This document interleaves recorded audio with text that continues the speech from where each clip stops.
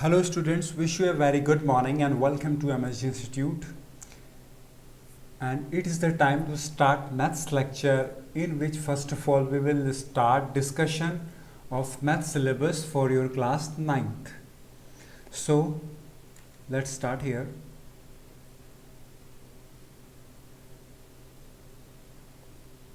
So as you know, it is the class 9th mathematics lecture, and in this lecture what we have to cover in mathematics. So देखते हैं बेटा maths में क्या पढ़ने वाले हैं हम, क्या सिलेबस होने वाला मैथ्स का 9th क्लास में। सबसे पहले बेटा कुछ बेसिक्स आपके लिए, मैथमेटिक्स क्यों ज़रूरी है। आप सोचते होंगे कि हम बचपन से मैथमेटिक्स पढ़ते आ रहे हैं, what is the reason behind it, क्या ज़रूरत है मैथमेटिक्स की लाइफ में।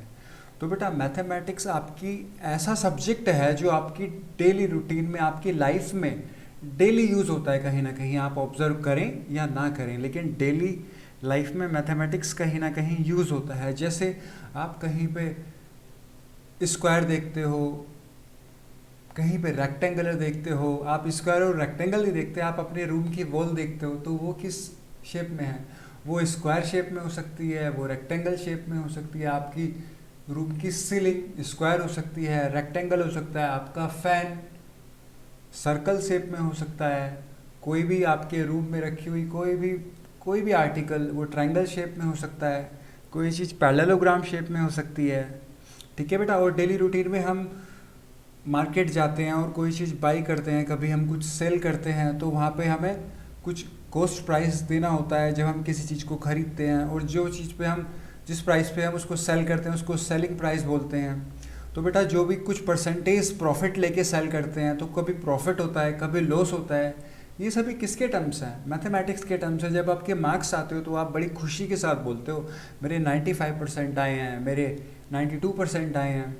और जिसको थोड़ा कम स्कोर आता है तो वो बोलता है मेरे 70% आए हैं या 60% आए हैं। तो ये परसेंटेज कैसे निकालते हैं, ये कहाँ से आया टर्म्स? बेटा ये मैथमेटिक्स का यूज़ है। तो हमारी डेली लाइफ में बहुत ज़्यादा यूजेस है मैथमेटिक्स का, तो इसलिए हमें मैथ्स को सीखना पड़ता है। और जब बेटा आप मैथ्स अच्छे से सीख लोगे तो आपके कैरियर में बहुत ज़्यादा यूजेस होगा मैथ्स का। तो अगर आप मैथ्स में स्ट्रांग होंगे तो फिर आप जो भी, चाहे वो जॉब का फील्ड हो या बिजनेस फील्ड हो, कोई भी आपकी कैरियर का फील्ड होगा, ओके, कोई भी अपॉर्चुनिटी होगी, तो उसमें मैथ्स का भी काफ़ी एक इम्पोर्टेंट रोल प्ले करेगा मैथ्स। ठीक है बेटा। तो इसलिए मैथ्स को सीखना बहुत ज़रूरी है। बच्चों के माइंड में आ जाता है क्यों हमें ये चीज़ें पढ़ाई जा रही हैं। तो बेटा उससे पहले हमें पता होना चाहिए कि ये हमारी लाइफ के लिए इसेंशियल है। हमें परसेंटेज निकालना आना चाहिए, हमें प्रॉफिट लॉस आना चाहिए, हमें जब बैंक में पैसा जमा करते हैं तो कुछ एक्स्ट्रा मनी दी जाती है, उसके बदले में एनुअली दी जा सकती है, हाफ ईयरली दी जा सकती है, या फिर क्वार्टरली दी जा सकती है। तो उस पैसे को, एक्स्ट्रा पैसे को इंटरेस्ट बोलते हैं। उस इंटरेस्ट को कैसे कैलकुलेट करते हैं वो आना चाहिए, और वो सब आप 6th 7th 8th पहली क्लासेस में पढ़ते आ रहे हो। ठीक है बेटा। तो वो सारी चीज़ें डेली लाइफ में यूज़ होती हैं, इसलिए math is very essential to live very easily in your life. Simple. ठीक है बेटा। अगर आपको लाइफ के हर एस्पेक्ट के अच्छे से नॉलेज चाहिए तो उसके लिए मैथ्स की बहुत रिक्वायरमेंट है, इसलिए मैथ्स को पढ़ना बहुत ज़रूरी है। ठीक है बेटा। जैसे आपका कोई लैंड एरिया, प्लॉट का एरिया है, तो आप प्लॉट को कैसे देखोगे कि उसका एरिया कैसे निकालेंगे। अगर रेक्टेंगुलर प्लॉट है तो लेंथ होगी, उसकी ब्रेड्थ होगी, और लेंथ और ब्रेड्थ को मल्टीप्लाई करके एरिया निकल जाएगा प्लॉट का। तो बेटा इसलिए मैथ्स की ज़रूरत पड़ती है लाइफ के हर एस्पेक्ट में। ठीक है बेटा। सब्जेक्ट सभी ज़रूरी हैं, मैथ्स भी है, साइंस भी है, सोशल साइंस है, इंग्लिश है, हिंदी है, ग्रामर है, और भी अदर सब्जेक्ट्स हो सकते हैं, कंप्यूटर, आईटी एट्सेट्रा। ओके। तो बेटा सभी इंपॉर्टेंट रोल प्ले करते हैं, but math is a subject that is present in every aspect of your life. ठीक है बेटा। तो ये ध्यान देना है। तो सबसे पहले देखते हैं। तो बेटा मैथमेटिक्स की आपको एक फंडामेंटल नॉलेज, एक बेसिक नॉलेज होना बहुत ज़रूरी है। जब आप हर टॉपिक को अच्छे से अंडरस्टैंड करोगे, देखो यहाँ पे मैंने लिखा है understanding the topic is very essential to succeed in the exams. Exams में आप अच्छे से तभी बेटर स्कोर कर पाओगे, अच्छा स्कोर गेन करोगे, तब आपको अच्छे से कॉन्सेप्ट आते होंगे, तब कॉन्सेप्चुअल नॉलेज होगी हर टॉपिक की। तो ठीक है बेटा। However before preparing for the topics you need to have understanding about the topics covered in the syllabus. तो सबसे पहले आपको स्टार्ट करने से पहले सिलेबस देख लेते हैं कि सिलेबस में क्या है क्लास 9th के मैथमेटिक्स में. ओके बेटा, इन स्लाइड्स को पढ़ा करो, जो भी आपकी बुक में है उसको रीड किया करो, क्योंकि बेटा वो रीड करने के लिए होता है, फालतू में कोई चीज़ नहीं होती है. आप जितना रीड करते जाओगे उतना ही आपकी रीडिंग पावर बढ़ती जाएगी, रीडिंग स्पीड बढ़ती जाएगी. और जब क्वेश्चंस पे आओगे तो फिर आप पहले क्वेश्चंस को रीड करके समझते हैं ना, जब समझ लेते हैं तभी तो सोल्व करते हैं, या डायरेक्ट सोल्व करते हैं? नहीं, पहले समझ के सोल्व करते हैं. समझने के लिए क्या होना चाहिए? आपकी रीडिंग स्पीड है, कॉम्प्रीहेंशन है, वो बहुत अच्छा होना चाहिए. तो उसके लिए रीडिंग करना स्टार्ट करो. अगर आती है तो बहुत अच्छा है, नहीं आती है तो कोई प्रॉब्लम नहीं है, आप कर सकते हो. ठीक है बेटा, बहुत इजीली कर सकते हो. बस आपको रीड करना है, बस पढ़ते जाना है, मीन्स समझते जाना है, यही तो करना है. Okay, once you know the chapters covered, it's time to understand the chapters and theirs unit and details. So let's now see what concepts are included in each of these chapters. तो हम क्या करने वाले हैं, सबसे पहले देखते हैं कौन से चैप्टर्स कवर हो रहे हैं. उन चैप्टर्स को यूनिट में जो होंगे वो डिटेल्स में देखेंगे कि इन चैप्टर्स के अंदर क्या क्या हिडन है, क्या क्या हमें पढ़ना है. तो बेटा देखते हैं. तो वही चीज़ इस स्लाइड में लिखी हुई है, बस समझना है हमको. तो बेटा it is your text book for class 9th mathematics. Okay, cover भी डिफरेंट हो सकता है but it will be your basic book for class 9th. तो बेटा सिलेबस पे बात करते हैं. क्लास 9th में सिलेबस क्या है मैथमेटिक्स का? तो सबसे पहला चैप्टर है नंबर 1, नंबर सिस्टम. अब से पहली बार भी आपने बहुत नंबर्स के बारे में पढ़ा है. डेसिमल पता है, फ्रैक्शन पता है, और नेचुरल नंबर पता है, होल नंबर पता है. वो सभी नंबर सिस्टम्स का ही पार्ट होते हैं. ठीक है बेटा, तो नंबर सिस्टम के बारे में डिटेल में पढ़ेंगे कि नंबर सिस्टम क्या होता है, इरेशनल नंबर क्या होते हैं, रियल नंबर क्या होते हैं, और डेसिमल एक्सपेंशन क्या होता है, और रियल नंबर को नंबर लाइन पे कैसे, नंबर लाइन आप पता है, आप यहाँ पे 0 होती है, इधर +1 +2 +3 और लेफ्ट साइड में -1 -2 ऐसे होता है. तो रियल नंबर को नंबर लाइन पे कैसे रिप्रेजेंट करेंगे, और रियल नंबर के जो भी ऑपरेशन होंगे, किस टाइप के ऑपरेशन होंगे, प्लस माइनस डिवाइड कुछ भी होगा ऑपरेशन, वो किस तरह से हम पढ़ेंगे. और कुछ रियल नंबर में जो भी लॉ अप्लाइड होते हैं, law of exponent for real numbers. तो एक्सपोनेंट एंड पावर्स आप 7th 8th में पढ़ के आए हो, वही चीज़ें यहाँ पे रियल नंबर में अप्लाई होंगी, तो उनको देखेंगे इस.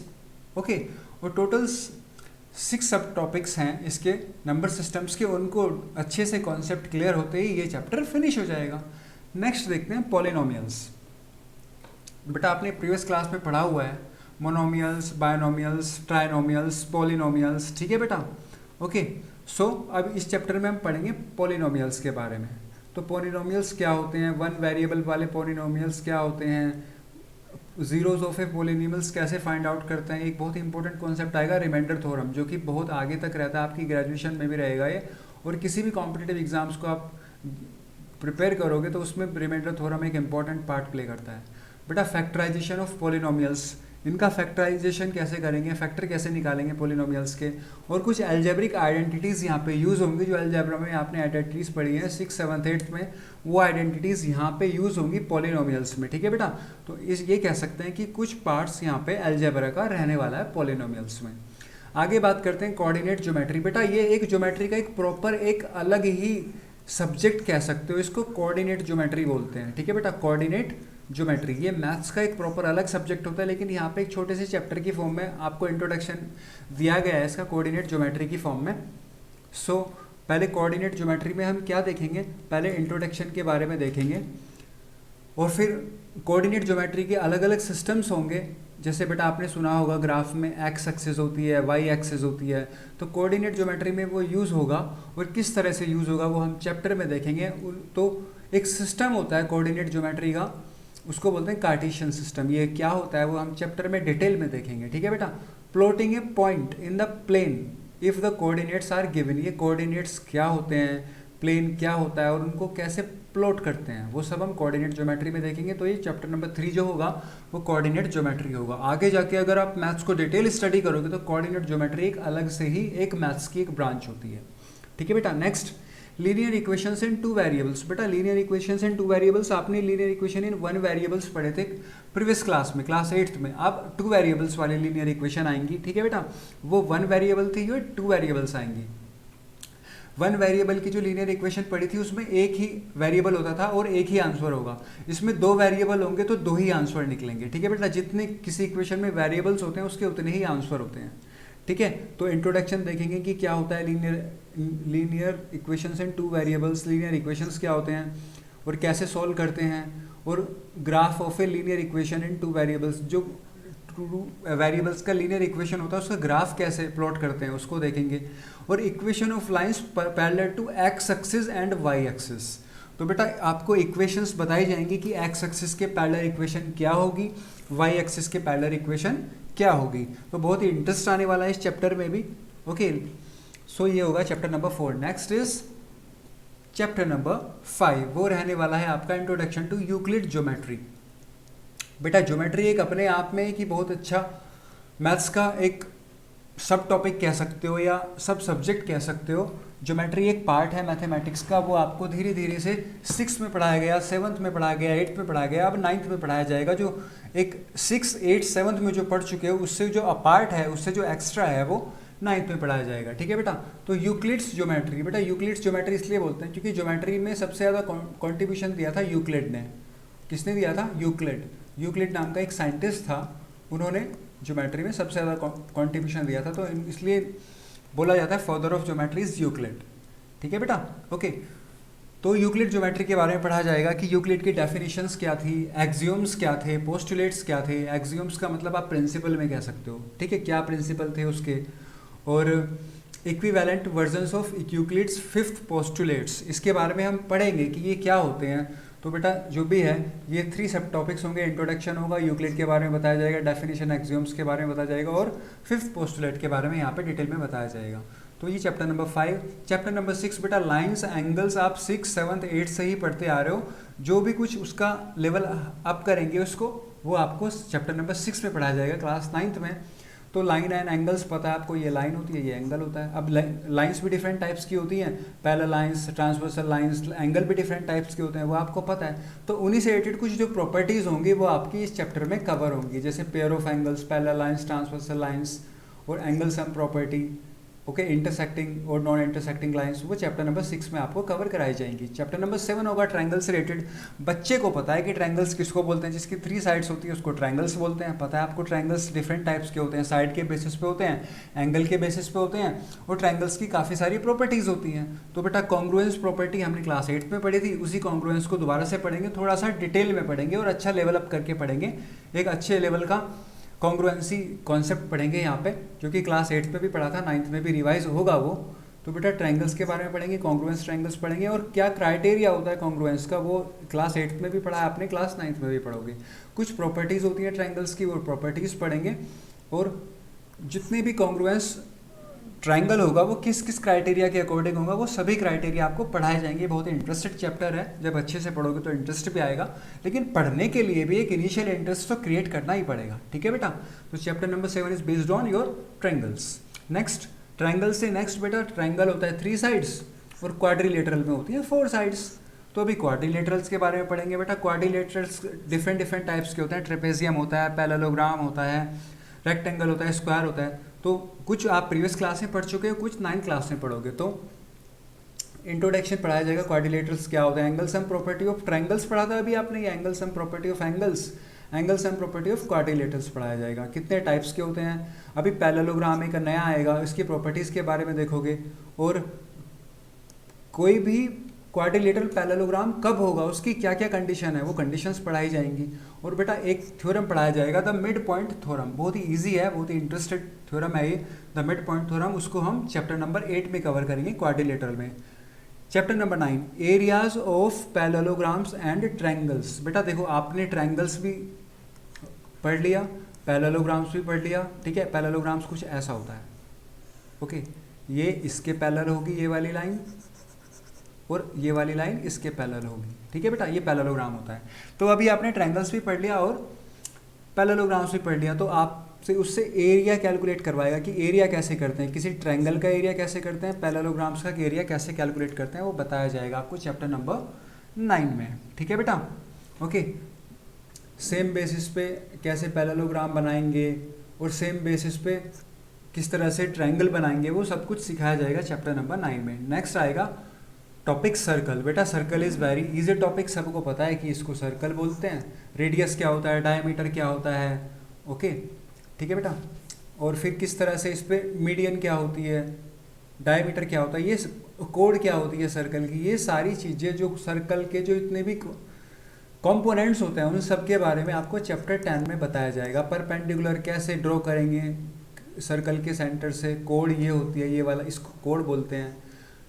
ये परपेंडिकुलर ये होगा, परपेंडिकुलर का मतलब होता है कि वो 90 डिग्री का एंगल बनाना चाहिए, उसको परपेंडिकुलर बोलते हैं। तो अभी तो मैं आपको सिंपल एक इनिशियल टच दे रहा हूँ, ये सब हम डिटेल में पढ़ेंगे चैप्टर नंबर 10 में, ओके बेटा। नेक्स्ट चैप्टर नंबर 11 होगा, कुछ कंस्ट्रक्ट करना सिखाया जाएगा। जैसे आपने कॉम्पास और स्केल की हेल्प से आपने सीखा होगा 60 डिग्री का एंगल बनाना, 90 डिग्री का एंगल बनाना, 120 का, 150 का, 180 का। तो ये सब आपने कंस्ट्रक्शन सीखे हैं, वही आपको बेसिक कंस्ट्रक्शन कुछ कराए जाएंगे इस चैप्टर में। वो ट्रायंगल के कंस्ट्रक्शन हो सकते हैं, कुछ भी कंस्ट्रक्शन हो सकता है, वो आपको कंस्ट्रक्शन सिखाया जाएगा कैसे करते हैं हम कंपास और स्केल की हेल्प से, ठीक है बेटा। ओके सिंपल तो आप कर ही सकते हो, लेकिन कंपास और स्केल की हेल्प से कैसे कंस्ट्रक्शन करते हैं वो सिखाए जाएंगे आपको। ओके वो आप 7th में भी पढ़ चुके हो, वो आप 8th में भी पढ़ चुके हो, ठीक है। कुछ चीज़ें 6 में भी पढ़ी थी, लेकिन अब 9th में एक बहुत ही ज़्यादा चीज़ें यहाँ पे अच्छे लेवल अप होता जाएगा। ओके तो आपकी पुरानी चीज़ें ज़रूर काम आएंगी, ओके वहीं से हम आगे बढ़ने वाले हैं। नेक्स्ट बातें करेंगे हीरो फार्मूला। बेटा हीरो फार्मूला एक बहुत ही इंपॉर्टेंट फार्मूला है, ये ट्रायंगल का एरिया निकलता है इस हीरो फार्मूले से। मैं आपको बता देता हूँ हीरो फार्मूला ये एक बहुत इंपॉर्टेंट फार्मूला जिससे ट्रायंगल का एरिया निकाला जाता है। तो बहुत ही इंटरेस्ट आएगा इस फार्मूले को पढ़ने में। इसके कुछ कंपोनेंट्स होते हैं, कुछ सब टॉपिक्स होते हैं इसमें, तो उसके बारे में हम जानेंगे कि हीरो फार्मूला क्या है और क्या कंडीशन होती है जब हम किसी ट्रायंगल का एरिया हीरो फार्मूले से निकाल देते हैं। ज़रूरी नहीं है कि हीरो फार्मूले से ही ट्रायंगल का एरिया निकलेगा, बहुत सारी फॉर्मूले होते हैं, अदर फॉर्मूले होते हैं different according to different types of triangles, उनके अकॉर्डिंग हम उनका एरिया निकालते हैं। लेकिन हीरो फार्मूला है जिससे एक हम ट्रायंगल का एरिया निकाल सकते हैं। क्या कंडीशन होगी, क्या कॉन्सेप्ट होगा, वो हम चैप्टर में जानेंगे। नेक्स्ट बेटा चैप्टर नंबर 13 आता है सरफेस एरिया एंड वॉल्यूम। ये आपने 7th और 8th में भी पढ़ा है कि किसी का सरफेस एरिया कैसे निकालते हैं, वॉल्यूम कैसे निकालते हैं, ठीक है बेटा। तो जैसे कोई सिलेंडर है उसका कैसे निकालते हैं, कोई क्यूब है, क्यूबॉइड है, उसका कैसे निकालते हैं, ये थोड़ा सा आपने पहले भी पढ़ा है। उसी के बारे में हम क्लास 9th में पढ़ेंगे कि सरफेस एरिया और वॉल्यूम होता क्या है।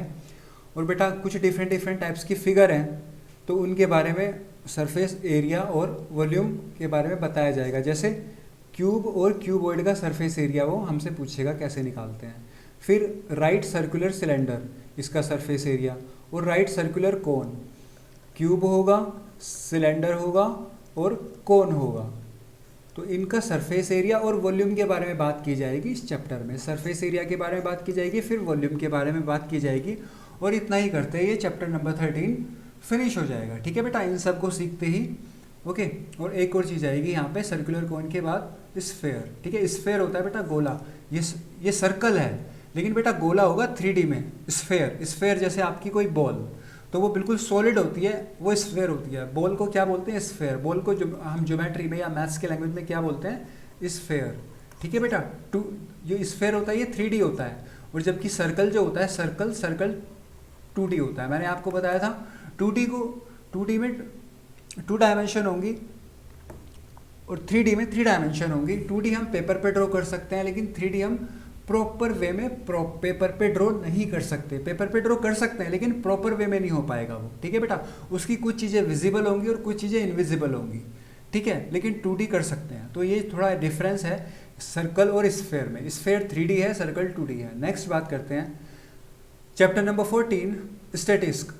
बेटा स्टैटिस्टिक्स आपको पहले से पता है कि कुछ डाटा होते हैं, हम उसको ऑर्गेनाइज करते हैं और उसको चार्ट की फॉर्म में या कुछ डिफरेंट फॉर्म्स में हम उसको रिप्रेजेंट करते हैं। तो जो रिप्रेजेंट करने का जो तरीका है उसको स्टैटिस्टिक्स बोलते हैं, जो कि आपका एक चैप्टर था data handling. Okay data handling का एक वास्ट जो मोड होगा उसको स्टैटिस्टिक्स बोलेंगे। और statistics is a different branch of mathematics. ये भी एक मैथमेटिक्स की ही ब्रांच है। जैसे वेक्टर अलजेब्रा एक ब्रांच है, जैसे वेक्टर अलजेब्रा एक ब्रांच है मैथमेटिक्स की, मैंने आपको बताया, ज्योमेट्री एक ब्रांच है मैथमेटिक्स की, मेंसुरेशन एक ब्रांच है, इसी तरीके से स्टैटिक्स भी एक मैथमेटिक्स की ब्रांच है। अगर आप हायर मैथमेटिक्स का स्टडी करोगे तो स्टैटिक्स आपको उसमें पढ़ना पड़ेगा, क्योंकि वो मैथमेटिक्स को एक ब्रांच होता है। तो लेकिन यहाँ पे एक छोटा सा आपको ओवरव्यू दिया जाएगा स्टैटिक्स के बारे में कि स्टैटिक्स क्या है, डाटा का कलेक्शन कैसे करते हैं, डाटा को प्रेजेंट कैसे करते हैं, ग्राफिकल रिप्रेजेंट कैसे करते हैं, और मेजर ऑफ सेंट्रल टेंडेंसी, कोई भी डाटा है तो उसमें सेंट्रल टेंडेंसी कैसे मेजर करेंगे, ये आपको स्टैटिक्स में सिखाया जाएगा चैप्टर नंबर 14 में। And last chapter number 15 is probability. Probability के बारे में आप 6, 7, 8 से पढ़ते आ रहे हो। प्रोबेबिलिटी क्या होती है? प्रोबेबिलिटी इज ए पॉसिबिलिटी, किसी भी काम के होने की पॉसिबिलिटी। बेटा कोई भी काम हो सकता है या नहीं हो सकता है, पॉसिबल है या नहीं पॉसिबल है, इसी को बोलते हैं प्रोबेबिलिटी। कोई भी काम होने की प्रोबेबिलिटी क्या होगी और किसी काम के ना होने की प्रोबेबिलिटी क्या होगी। आज बारिश हो सकती है, इसकी प्रोबेबिलिटी क्या होगी, और आज इसकी बारिश नहीं हो सकती, इसकी प्रोबेबिलिटी क्या होगी। तो वो चैप्टर प्रोबेबिलिटी आपने पढ़ा है, तो उसी को लेवल अप करके अच्छे वे में चैप्टर नंबर 15 में डिज़ाइन किया गया है क्लास 9th में, और हम उसको पढ़ेंगे। प्रोबेबिलिटी क्या होती है, डिफरेंट टाइप्स के क्वेश्चन होंगे, जो कि आपकी बेसिक नॉलेज के साथ ही धीरे धीरे लेवल बढ़ता जाएगा, और प्रोबेबिलिटी को हम फिनिश करेंगे चैप्टर नंबर 15 में। ठीक है बेटा, तो it is your the syllabus of class 9th mathematics. तो मैंने आज के लेक्चर में सिलेबस कवर कर दिया है। कल से हम स्टार्ट करेंगे आपका चैप्टर नंबर 1 मैथमेटिक्स के लिए। So just be on time और अच्छे से अटेंड करना चैप्टर नंबर 1। कल से क्लास स्टार्ट होंगी, कल है 6 जुलाई। ठीक है बेटा, ओके। सो सैटरडे संडे को लॉकडाउन था, कोई प्रॉब्लम नहीं है। मंडे आज अनलॉक है बेटा। अपनी नोटबुक पेन वगैरह जो नहीं है उसको परचेज कर लेना अच्छे से। और क्या करना है, सबसे पहले आपको क्लास अटेंड करनी है, अच्छे से समझना है। ठीक है, बहुत अच्छे से समझना है। कॉपी और पेन अच्छे से साथ रख के बैठना है। अगर मैं कोई चीज़ लिखने को लिए बोलता हूँ आपको नोट कर लेनी है। ठीक है, अदरवाइज ज़्यादा नोट करने की जरूरत नहीं पड़ेगी। अच्छे से क्लास देखना, ठीक है बेटा। तो अच्छे से क्लास देखोगे, समझोगे। सेकंड नंबर पे आपको क्लास नोट्स प्रोवाइड किए जाएंगे। क्लास नोट्स से आप पूरी क्लास का रिवीजन कर पाओगे। जो भी क्लास में मैंने पढ़ाया सब कुछ क्लास नोट्स में होगा। पूरी क्लास का रिवीजन करोगे क्लास नोट्स के बेसिस पे। और उसके बाद जब आपको क्लास भी समझ आ गया, लाइव क्लास में क्लास नोट्स में समझ आ गया, उसके बाद अपनी नोटबुक में आप अच्छे से नोट्स बनाओगे जो मैंने आपको क्लास में पढ़ाया है। अच्छे से सुंदर नोट्स बनाओगे, क्योंकि आपको सारा का सारा जो ईयर आप रिवाइज करोगे, अच्छे से सीखोगे, वो सब क्लास अपनी नोटबुक से रिवाइज करोगे। ठीक है, तब आपको ये वीडियो और ये दोबारा देखने की जरूरत नहीं पड़ेगी। बस एक बार देखो और उसके बाद तो अपनी नोटबुक में लिखना है। अच्छे से समझने के बाद लिखना है, बिना समझे नहीं लिखना है। ठीक है बेटा, जब अच्छे से सब कुछ समझ आ जाएगा, क्लास भी समझ आएगा, क्लास नोट से और क्लैरिटी हो जाएगी, उसके बाद समझने के बाद आपको अच्छे से क्लास नोटबुक में अपनी नोट्स बनाने हैं। और ठीक है बेटा, और फिर नोटबुक से ही पढ़ना है। आपको ये बार बार क्लास देखने की कोई रिक्वायरमेंट नहीं होगी। एक बार क्लास ले ली, समझ आ गया, दैट्स ऑल। ओके, ठीक है बेटा, तो ये आपको ध्यान रखना है। ठीक है बेटा, 13 मिनट्स का लेक्चर होगा। 30 मिनट से ज़्यादा स्पेंड नहीं करना है स्क्रीन पे। ठीक है बेटा, तो जैसे लेक्चर हो उसको फॉलो करना है। टाइम टू टाइम आपको चीज़ें मिलती रहेंगी। ओके, कोई भी न्यू स्टूडेंट्स है बेटा, वो मुझे अपना नंबर और नेम क्लास डिटेल्स वो मुझे इस नंबर पे व्हाट्सअप कर सकता है, और आपको डिस्क्रिप्शन में सारी डिटेल्स मिल जाएंगी। ठीक है बेटा, इस नंबर पे व्हाट्सअप कर सकता है, तो मैं उसका नंबर अपनी ब्रॉडकास्ट लिस्ट में ऐड कर लूँगा, और आपको क्लास के लिंक सब कुछ ओवरऑल वहाँ इन्फॉर्मेशन आपको व्हाट्सएप पे मिलती रहेगी। ठीक है बेटा, so it was your class 9th math syllabus. So it's enough for today's lecture. Okay, तो बेटा आज ये सिलेबस डिस्कस किया। कल से हम चैप्टर 1 नंबर सिस्टम स्टार्ट करेंगे आपकी क्लास 9th का। सो अच्छे से करना है लेक्चर को attentively, consciously, consistently and punctually. Okay बेटा, तो ये हमेशा ध्यान रखना है आपको। अगर आप कंसिस्टेंटली चलोगे, सीरियसली चलोगे, तो बहुत आसान है, बहुत आसान है। बहुत बच्चे समझते हैं कि मैथ्स हार्ड है। मैथ्स हार्ड नहीं है बेटा, हार्ड कुछ नहीं होता, बस हमें इंटरेस्ट होना चाहिए। I for interest. ठीक है बेटा, ये समझ लो आप। अगर आप में इंटरेस्ट है तो सब कुछ आसान लगेगा। अगर आप इंटरेस्टेड नहीं हो तो बहुत आसान चीज़ें भी आपको हार्ड लगने वाली हैं। ठीक है बेटा जी, ओके। तो अच्छे से करना और अच्छे से आप अटेंड करना। Okay, so best of luck for your day, have a great day.